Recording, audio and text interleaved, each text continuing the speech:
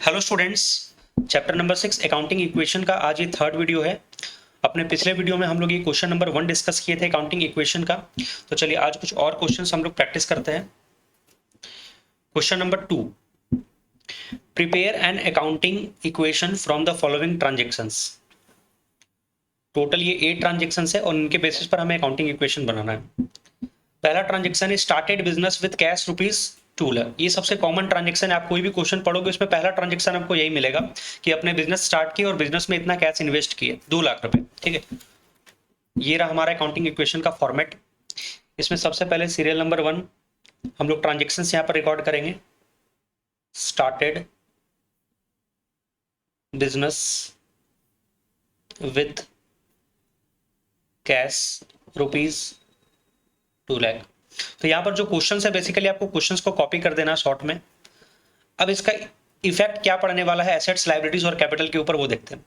हम लोग बिजनेस में ₹2 लाख इन्वेस्ट किए, तो बिजनेस में एक तो एसेट्स में कैश आ जाएगा ₹2 लाख का, और बिजनेस में कैपिटल इंक्रीज कर जाएगा हमारा ₹2 लाख से।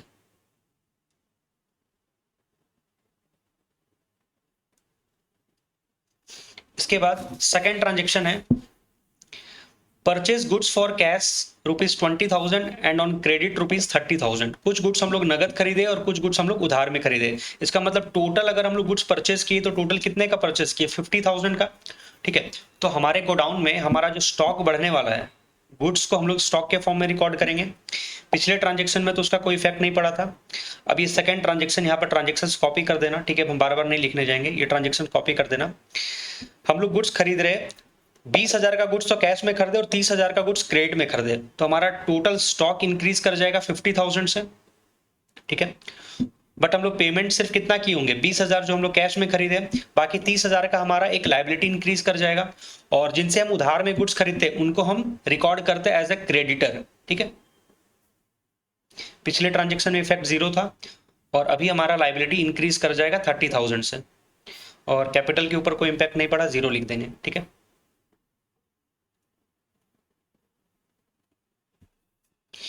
दो ट्रांजेक्शन के बाद हम लोग न्यू इक्वेशन निकालते हैं। ये सब डिस्कस कर दिए थे पिछले वीडियो में। हम लोग कैश था हमारे पास ₹2 लाख, जिसमें से 20,000 का हम लोग गुड्स परचेज कर लिए, तो हमारे पास कैश बच रहा है रिमेनिंग 1,80,000। हम लोग टोटल गुड्स 50,000 का परचेज किए, तो हमारे गोडाउन में स्टॉक हो जाएगा 50,000 का। उसके बाद हमारे ऊपर एक लायबिलिटी चल रहा है ₹30,000 का, और हमारे बिजनेस में कैपिटल इन्वेस्टेड है ₹2 लाख। आप चेक कर सकते हो आपका लेफ्ट हैंड साइड का टोटल एसेट का टोटल कितना हो रहा है? 1,80,000 प्लस 50,000, 2,30,000, और राइट साइड का भी टोटल लायबिलिटी और कैपिटल को जोड़ोगे तो कितना हो जाएगा? 2,30,000। ठीक है, अच्छा, जब हम लोग लायबिलिटी और कैपिटल अलग अलग लिखते हैं, इसका मतलब ये लायबिलिटी किसको डिनोट करता है? एक्सटर्नल लायबिलिटीज को, और कैपिटल जो होता है वो बिजनेस के लिए एक तरह से इंटरनल लायबिलिटी होता है। उसके बाद थर्ड ट्रांजेक्शन है, ये सबसे इंपॉर्टेंट ट्रांजेक्शन है, ध्यान रखना। Third number, sold goods for cash costing ₹10,000, यानी 10,000 का माल तो हम लोग नगद बेच रहे हैं, एंड ऑन क्रेडिट कॉस्टिंग ₹15,000, 15,000 का माल उधार में बेच रहे हैं, both at a profit of 20% on cost, और दोनों के ऊपर हम लोग कितना प्रॉफिट कमा रहे हैं? 20% कमा करके बेच रहे हैं। इसके लिए एक वर्किंग नोट बनाते हैं। Cost price plus profit is equal to selling price. ये सबको पता है, कॉस्ट प्राइस में प्रॉफिट जोड़ने से सेलिंग प्राइस आएगा। तो अब देखो यहाँ पर हो क्या रहा है, कुछ ट्रांजेक्शन तो हम लोग कैश बेसिस पर कर रहे हैं और कुछ ट्रांजेक्शन हम लोग क्रेडिट बेसिस पर कर रहे हैं। 10,000 का जो माल बेच रहे हैं, 10,000 का जो गुड्स का कॉस्ट प्राइस है वो हम लोग कैश में बेच रहे हैं, और 15,000 का गुड्स का कॉस्ट प्राइस वाला क्रेडिट में बेच रहे हैं। तो कैश में जो बेच रहे हैं उसका कॉस्ट प्राइस है 10,000 और क्रेडिट वाले का कॉस्ट प्राइस है 15,000, और दोनों में ही हम लोग प्रॉफिट जोड़ करके बेच रहे हैं, चाहे नगद बेचो चाहे उधार, प्रॉफिट में बेच रहे हैं। प्रॉफिट कितना कमाना है? 20%, और ये 20% किसका है? कॉस्ट का। कॉस्ट प्राइस कितना है? 10,000। 10,000 का अगर 20% निकालोगे तो ये हो जाएगा 2,000, यानी ये माल हम लोग कितने में बेच रहे हैं मार्केट में? 12,000 में। और ये जो 15,000 का माल है इसमें भी 20% का प्रॉफिट कमाना है, तो 15,000 का अगर 20% निकालोगे तो ये आ जाएगा 3,000। ये बेच रहे हैं हम लोग 18,000 में। ठीक है, अब यहां पर देखो 10,000 और ये 15,000, ये टोटल कितना हो गया? 25,000। यानी कि हमारे गोडाउन से कितने का माल निकल गया, 25,000 का स्टॉक कम हो जाएगा हमारे गोडाउन से। हम लोग स्टॉक में जो भी प्लस माइनस करते हैं, याद रखना वो कॉस्ट प्राइस पर करते हैं, ठीक है। तो हमारे गोडाउन से स्टॉक कम हो जाने वाला है 25,000 का। हमारा टोटल प्रॉफिट कितना हो जाएगा ट्रांजेक्शन में, 5,000 रुपए का, चाहे नगद बेच रहे चाहे उधार, हमारा टोटल प्रॉफिट कितना हो रहा है 5,000 का। और प्रॉफिट का इंपैक्ट किसके ऊपर पड़ता है, कैपिटल के ऊपर, ऑनर के ऊपर। तो हमारा कैपिटल इंक्रीज कर जाएगा 5,000 रुपए से। अब यहां पर देखो, ये जो 10,000 का माल हम 12,000 में बेचे कैश बेसिस पर, तो मेरे पास बिजनेस में कैश कितना आया होगा, 12,000। कैश इंक्रीज कर जाएगा 12,000 रुपए से। और ये हम लोग क्रेडिट में बेचे 15,000 का माल में 3,000 का प्रॉफिट जोड़ करके 18,000 में जो बेचे हैं, ये हमको पेमेंट मिला नहीं है, ये हम लोग उधार में सेल किए, ये हमारा क्रेडिट सेल है। तो ये हमको फ्यूचर में पैसा मिलना है, ठीक है। तो हमारे पास एक एसेट बढ़ जाएगा और हम लोग उस एसेट को किस नाम से रिकॉर्ड करेंगे, डेटर से। जिनको हम उधार में माल बेचते हैं, जिनसे हमको फ्यूचर में पैसा लेना है, उनको हम रिकॉर्ड करते हैं अपने बिजनेस का डेटर के फॉर्म में। तो ये हमारा डेटर इंक्रीज कर जाएगा, ठीक है। यहां पर हम लोग सबसे पहले ट्रांजेक्शन्स रिकॉर्ड कर लेंगे। अब देखो क्या हो रहा है, हमारे गोडाउन से टोटल कितने का माल निकल रहा है, 25,000 का माल निकल रहा है। हमारा स्टॉक कम हो जाएगा 25,000 से। उसके बाद हमारे पास कैश कितना आने वाला है, 12,000 रुपया। कैश प्लस कर देंगे 12,000 रुपए से। हमारे बिजनेस में एक एसेट रिकॉर्ड होगा डेटर के नाम से, इनसे हमको फ्यूचर में पैसा लेना है 18,000 रुपया। मीन्स 12,000 तो मिल गया और ये 18,000 मिल जाएगा डेटर। पहले सब में 0 लगा दो, प्लस 18,000, ठीक है। इसका मतलब 12,000 मिल गया, 18,000 मिलना बाकी है। हमारा गोडाउन से माल निकल गया 25,000 रुपए का। और इन सारे ट्रांजेक्शन्स के ऊपर हमें टोटल प्रॉफिट कितना हुआ है, 2 + 3 5,000 का प्रॉफिट हुआ। तो प्रॉफिट से हमारा कैपिटल बिजनेस का इंक्रीज कर जाएगा। अब इसके बाद न्यू इक्वेशन फाइंड आउट करो। यहां पर क्रेडिटर पर इंपैक्ट 0 है। 18,000 में प्लस 12,000 1,92,000 प्लस 25,000 का स्टॉक बच गया, प्लस डेटर हमारे पास 18,000 हो गया। ये न्यू इक्वेशन लिख देते हैं, न्यू इक्वेशन। इसके बाद इधर क्रेडिटर में हमारे पास 30,000 है लाइबिलिटी, और कैपिटल बढ़ करके हो गया 2,05,000। मीन्स 2 लाख हम लोग पूंजी लगाए थे और अभी तक कितना कमाए, 5,000 रुपया कमा लिए। तो टोटल हमारा पूंजी हो गया 2,05,000 से। इसके बाद फोर्थ ट्रांजेक्शन्स,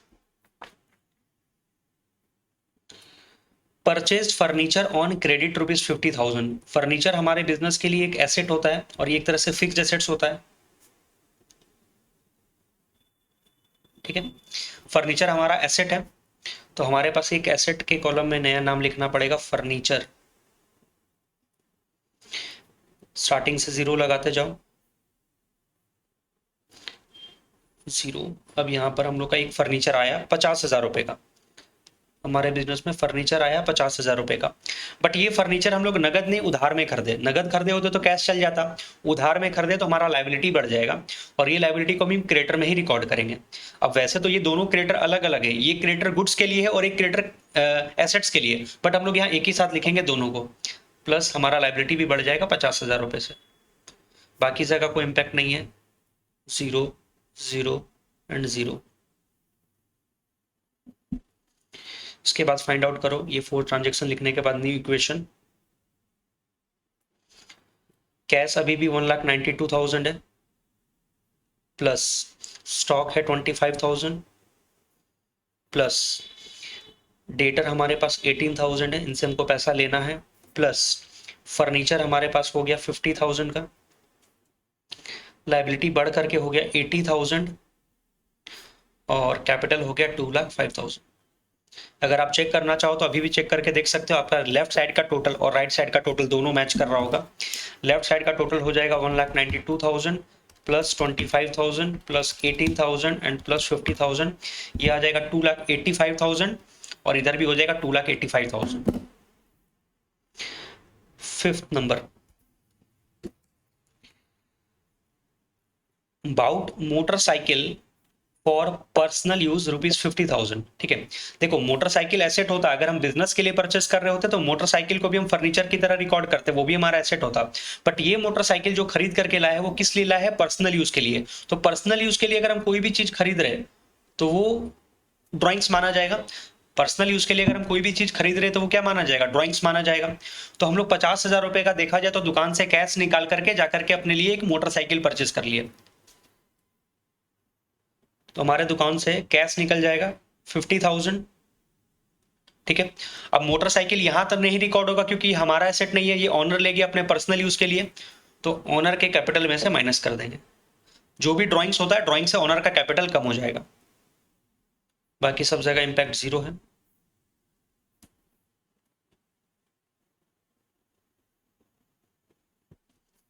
इसके बाद निकालो न्यू इक्वेशन। 1,92,000 माइनस 50,000, ये हो गया 1,42,000 plus 25,000 plus 18,000 plus 50,000 is equal to 80,000 plus इधर हो जाएगा 2,05,000 में से 50,000 गया तो ये हो जाएगा 1,55,000, 1,55,000।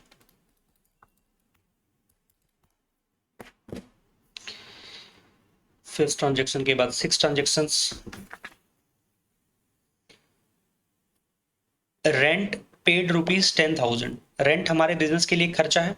अगर हम लोग कोई स्पेस किराए पर लिए होंगे तो उसका हम लोग डेली बेसिस पर, मतलब डेली नहीं, मंथली बेसिस पर जो रेंट पे करें वो हमारे बिजनेस के लिए क्या है, खर्चा है, एक्सपेंस है। तो हम लोग रेंट पे किए टोटल 10,000, जिसमें से out of which ₹2,000 is paid in advance, जिसमें से 2,000 क्या है, एडवांस है। इसका मतलब टोटल पेमेंट हमारे जेब से 10,000 का गया है, जिसमें से 2,000 एडवांस है। मीन्स हम लोग का इस साल का खर्चा सिर्फ 8,000 का माना जाएगा। अगर आप एडवांस में कोई चीज पे कर देते हो तो वो आपके बिजनेस के लिए एसेट की तरह से ट्रीट किया जाएगा, जिसका बेनिफिट आपको फ्यूचर में मिलने वाला है।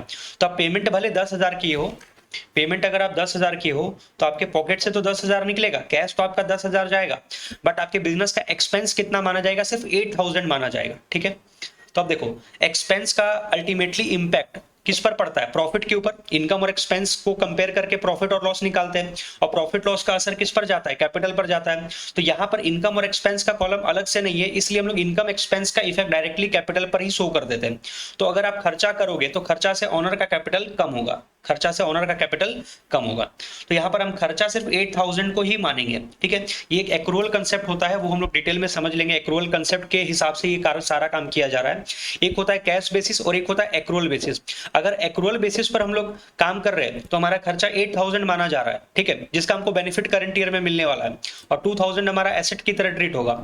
लेकिन अगर हम कैश बेसिस पर काम कर रहे होते तो कैश बेसिस क्या कहता है कि जितना पैसा जेब से गया वो सब हमारे लिए क्या है, एक्सपेंस है। तब हम एक्सपेंस किसको मानते, 10,000 को मानते, ठीक है। बट यहां पर हम लोग सारा काम एक्रूअल बेसिस के हिसाब से करते हैं। तो 10,000 हमारा कैश निकल रहा है, बट हम लोग का खर्चा कितने का माना जाएगा, 8,000 का माना जाएगा। तो अब ये 2,000 का हिसाब कैसे होगा, ये 2,000 का बेनिफिट हमको फ्यूचर में मिलने वाला है। तो ये हम लोग के बिजनेस का एक तरह से एसेट है। यहां पर हम रिकॉर्ड करेंगे प्रीपेड रेंट, एक एसेट बढ़ जाएगा जिसका नाम है प्रीपेड रेंट।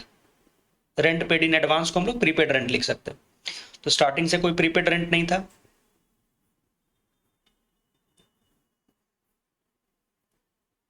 ये बेसिक अकाउंटिंग टर्म में भी डिस्कस हुआ था कि जो प्रीपेड एक्सपेंस होता है हमारे बिजनेस का वो एक तरह से एसेट की तरह ट्रीट होता है, करंट एसेट्स माना जाता है।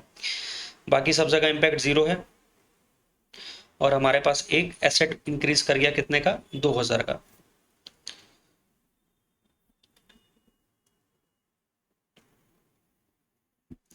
फिर से न्यू इक्वेशन फाइंड आउट करो।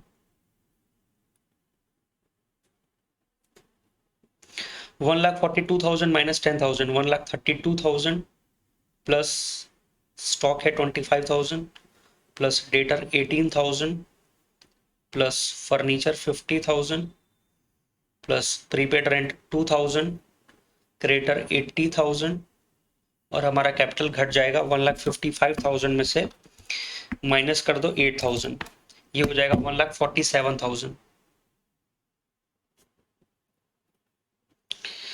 सिक्स्थ, 2 ट्रांजेक्शन और बच रहा है, 7th ट्रांजेक्शन देखते हैं।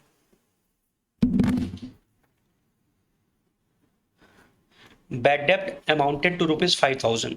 बैड डेप्ट का मतलब क्या होता है, जब हम लोग किसी को उधार में माल बेचते हैं, जब हम किसी को उधार में माल बेचते हैं तो वो पर्सन हमारे बिजनेस का क्या कहलाता है? डेटर्स कहलाता है।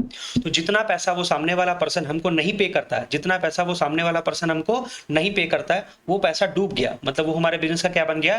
बैड डेप्ट। तो 5,000 रुपए का हमारे बिजनेस में क्या हो गया? बैड डेप्ट हो गया, मतलब एक नुकसान हो गया।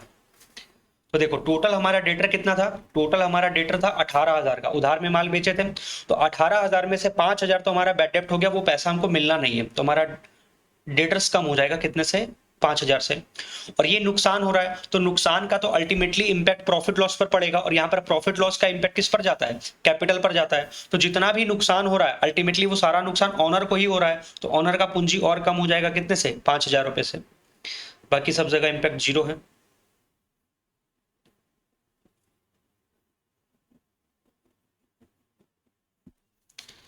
ये आ गया न्यू इक्वेशन, 1,32,000 प्लस 25,000। बैड डेप्ट होने के कारण हमारा डेटर कम हो जाएगा 13,000 से, प्लस फर्नीचर 50,000 और प्रीपेड रेंट है 2,000, क्रेडिटर है 80,000, और यहाँ पर हमारा कैपिटल भी कम हो जाएगा, पूंजी कम हो जाएगा। हमारा 147 था, 5,000 का नुकसान लग गया, तो ये हो जाएगा 1,42,000। और एक लास्ट ट्रांजेक्शन है, पॉइंट नंबर 8, रिमेनिंग डेटर्स। ये रिमेनिंग डेटर का मतलब क्या हुआ? हमारे टोटल डेटर 18,000 थे, जिसमें से बैड डेप्ट हो गया था 5,000 का, तो रिमेनिंग डेटर्स कितने बचे? 13,000 के। तो remaining debtor paid the amount due, जो भी ड्यू है वो लोग पेमेंट कर दिए after availing a cash discount of 10%। यानी कि हमको जैसे ही 5,000 रुपए का नुकसान हुआ, तो अब हम क्या किए, अपने ये जो डेटर बच गए 13,000 का, इनको एक ऑफर दे दिए कि भैया एक काम करो, आप लोग हम 10% का कैश डिस्काउंट देते, आप हमको अभी के अभी पेमेंट कर दो। तो ये लोग अपना पेमेंट कर दिए 10% का डिस्काउंट लेने के बाद। तो ये बात तो क्लियर है कि हमारा ये डेटर पूरा खत्म हो जाएगा, क्योंकि अब ये लोग हमको फ्यूचर में पेमेंट करेंगे नहीं। हाँ, लेकिन इनसे हमको कैश कितना मिला होगा? इन लोग को हम कैश डिस्काउंट ऑफर किए ना, मतलब कि हमको टोटल लेना कितना था? डेटर हमारा टोटल रिमेनिंग था 13,000, ठीक है। इनको हम एक कैश डिस्काउंट दिए, minus cash discount at the rate of 10% का, मीन्स 13,000 में से हम इनको कितना छोड़ दिए? 1,300 रुपया छोड़ दिए। 13,000 माइनस 1,300, यानी कि ये लोग हमको पेमेंट सिर्फ कितना किए? 11,700। तो मेरे पास कैश आया 11,700। डेटर तो मेरा पूरा खत्म हो गया, बिकॉज अब ये लोग तो हमको दोबारा फिर पेमेंट करेंगे नहीं। स्टॉक के ऊपर कोई इंपैक्ट नहीं पड़ेगा, फर्नीचर के ऊपर कोई इंपैक्ट नहीं पड़ेगा, प्रीपेड रेंट पर कोई इंपैक्ट नहीं पड़ेगा। इसका एक इंपैक्ट देखो कहां पर पड़ने वाला है। 13,000 की जगह अगर हम किसी से 11,700 ले रहे, तो उसको जो हम 1,300 रुपए का डिस्काउंट दिए, 1,300 रुपए का डिस्काउंट दिए, ये मेरे बिजनेस के लिए एक तरह से क्या है? एक्सपेंस है। आप इसको एक्सपेंस मानो चाहे लॉस मान लो, ये आपके बिजनेस के लिए एक तरह से क्या है? खर्चा है। 1,300 रुपए का खर्चा कर रहे हो आप, 1,300 रुपए का एक्सपेंस है, और एक्सपेंस का सीधे असर किस पर पड़ने वाला है? कैपिटल पर पड़ने वाला है।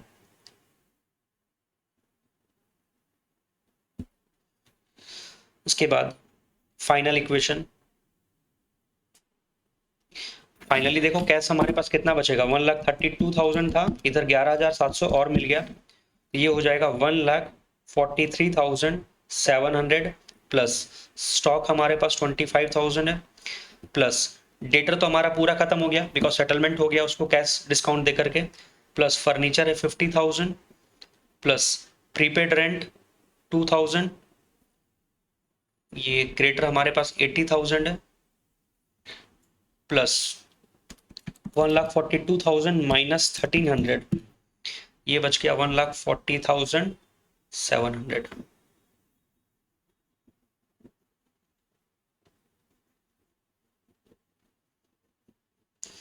एक बार टोटल करके देख लो, लेफ्ट साइड और राइट साइड का टोटल मैच कर रहा है कि नहीं। लेफ्ट साइड में है कैश 1,43,700 प्लस स्टॉक 25,000, डेटर खत्म हो गया, फर्नीचर है 50,000 और प्रीपेड रेंट है 2,000, तो टोटल आ रहा है 2,20,700 और इधर आ रहा है 2,20,700। इसके बाद अगर बैलेंस शीट बनानी बोलेगा तो बैलेंस शीट भी बना सकते हो। चलो यहाँ पर बैलेंस शीट बना दे रहे इसी इक्वेशन का।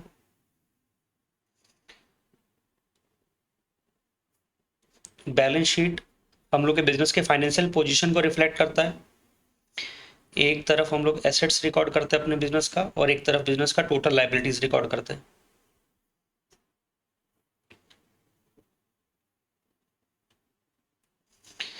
एसेट्स में हमारे पास एक है कैश स्टॉक, कैश है 1,43,700, 1,43,700, स्टॉक है 25,000, डेटर तो जीरो हो गया, ये नहीं लिखना है। फर्नीचर और प्रीपेड रेंट, फर्नीचर 50,000 और ये है प्रीपेड रेंट 2,000। इधर का टोटल कर देंगे, इधर का टोटल आ जाएगा 2,20,700, 2,20,700। अच्छा, इसमें से पहचानो करंट एसेट्स कौन सा है और फिक्स्ड एसेट्स कौन सा है। कैश हमारे बिजनेस का करंट एसेट्स होता है ना। स्टॉक हमारे बिजनेस का करंट एसेट्स होता है, फर्नीचर हमारे बिजनेस का फिक्स्ड एसेट्स होता है, और ये प्रीपेड रेंट हमारे बिजनेस का करंट एसेट्स होता है। इसके बाद लाइबिलिटीज में एक तो हमारे पास कैपिटल है और एक हमारे पास क्रेडिटर है।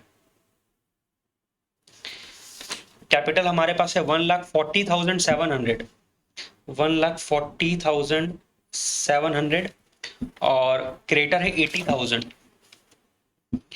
क्रेडिटर है 80,000।